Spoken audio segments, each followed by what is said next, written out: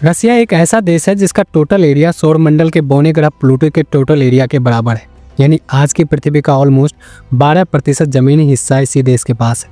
रूस की सीमाएं यूरोप से लेकर एशिया तक के लगभग 14 देशों से मिलती है और रूस इकलौता ऐसा देश है जिसके अलग अलग टाइम जोन है।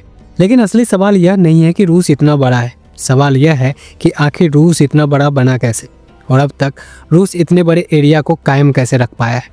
आज की वीडियो में हम बात करेंगे कि आखिर रूस इतना बड़ा क्यों है। आज के समय में बेशक रूस दुनिया का सबसे बड़ा देश है, इसलिए वह आज दुनिया के 14 देशों से अपना बॉर्डर शेयर करता है, जिनमें अजरबैजान, बेलारूस, चीन, Estonia, Finland, Georgia, Kazakhstan, north Korea, Japan और तुर्की जैसे कई देश शामिल हैं। हैरानी की बात यह है कि अमेरिका और रूस के बॉर्डर के बीच की दूरी सिर्फ 3.5 किलोमीटर है। बेरिंग स्टेट में स्थित इनके 2 आइलैंड्स इतने करीब हैं कि सर्दियों में जब पानी जम जाता है तो लोग चलकर एक देश से दूसरे देश जा सकते हैं। और अगर क्षेत्रफल की दृष्टि से इसकी तुलना की जाए तो दुनिया के तीसरे सबसे बड़े यानी अमेरिका का टोटल एरिया करीब 80 लाख स्क्वायर किलोमीटर है, तो वहीं दुनिया के दूसरे सबसे बड़े यानी कनाडा का टोटल एरिया करीब 90 लाख स्क्वायर किलोमीटर है, जो भारत से करीब 3 गुना बड़ा है। जबकि रसिया का टोटल एरिया करीब 1,70,00,000 स्क्वायर किलोमीटर है, जो कनाडा से 2 गुना और भारत से 6 गुना बड़ा है। और इसके बावजूद हमारे यहाँ भारत में 140 करोड़ लोग रहते हैं, वही रूस की आबादी कोई 14 करोड़ में ही सिमट कर रह जाती है, यानी हमारे उत्तर प्रदेश से भी कम। इसलिए रूस आज भी खाली पड़ा है। वहाँ आपको घर ही नहीं पूरा गाँव बसाने के लिए ज़मीन मिल सकती है, लेकिन वहाँ की ठंड और कठोर जीवन को झेलना सबके बस की बात नहीं। लेकिन रूस हमेशा से इतना बड़ा नहीं था। 1000 साल पहले यह यूरोप का एक छोटा सा कमज़ोर राज्य था, जिसे मंगोलों ने बुरी तरह तबाह कर दिया था और इसे मंगोल साम्राज्य में शामिल कर लिया गया।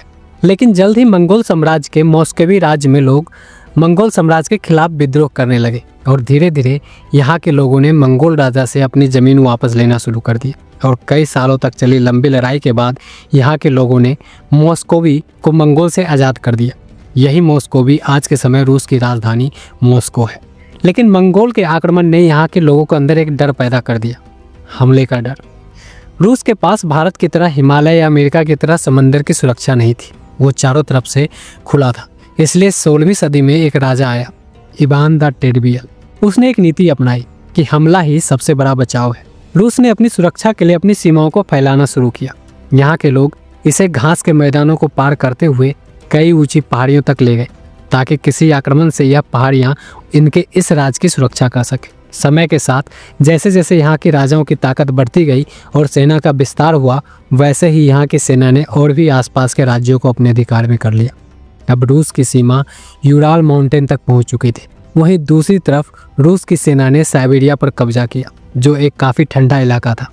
इसके बाद 16वीं शताब्दी आते आते रूस की सेना ने यूरोप के कई देशों को रूस में शामिल कर लिया और इस तरह रूस ने अपने आप को प्राकृतिक अवरोधों से इस तरह घेर लिया जहां किसी भी देश की सेना हमला करने से पहले 100 बार सोचे। सेकेंड वर्ल्ड वॉर में जब जर्मनी की सेना ने रूस में घुसने की कोशिश की तो जर्मनी के हजारों सैनिकों रूस की इसी ठंड में मारे गए। रूस ने अपने आप को तो बाहरी दुश्मनों से पूरी तरह सुरक्षित कर लिया था, लेकिन सीमा के अंदर सुरक्षित करना भी बाकी था, क्योंकि इतने बड़े देश में रहने वाले लोगों की अलग अलग सोच, भाषा और कल्चर भी अलग अलग होने पर मजबूर कर देती है। रूस में भले ही 11 टाइम जोन, 15 ऑफिशियल लैंग्वेज और कई धर्म के लोग मौजूद हैं, लेकिन कभी भी रसिया ने किसी भी धर्म या भाषा के लोगों को उनका कल्चर फॉलो करने से नहीं रोका। तो यह भी एक बड़ा कारण है कि इस देश में सभी कल्चर एक यूनिटी के तौर पर बने रहते हैं। रूस भले ही अलग अलग राज्यों को अपने अंदर शामिल कर लिया है, लेकिन रूस हमेशा ही दूसरे कल्चर्स को संजो कर रखने की कोशिश करता है।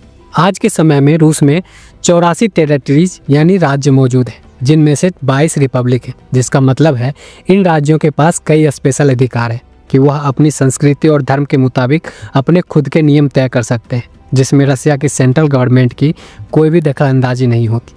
भारत और रूस में एक समानता है, वह है डाइवर्सिटी।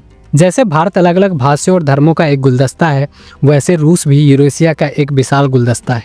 दोनों ने अपनी विविधता को अपनी कमजोरी नहीं बल्कि अपनी ताकत बनाया है। रूस की कहानी हमें सिखाती है कि भूगोल सिर्फ नक्शा नहीं होता, यह किसी देश की किस्मत यानी डेस्टिनी तय करती है। रूस के बारे में आप क्या सोचते हैं, अपनी राय कमेंट में ज़रूर शेयर करें और ऐसे ही और भी हिस्ट्री का नॉलेज वीडियो देखने के लिए हमारे चैनल जनबल पर बने रहें और इस वीडियो को ज़्यादा से ज़्यादा लाइक और शेयर करें। जय हिंद।